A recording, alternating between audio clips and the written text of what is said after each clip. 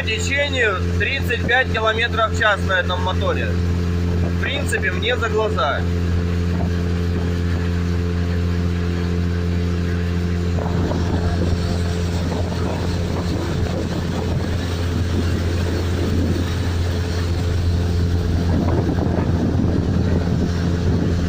Сейчас попробуем на 2 сантиметра поднять мотор и посмотреть скорость на поднятом моторе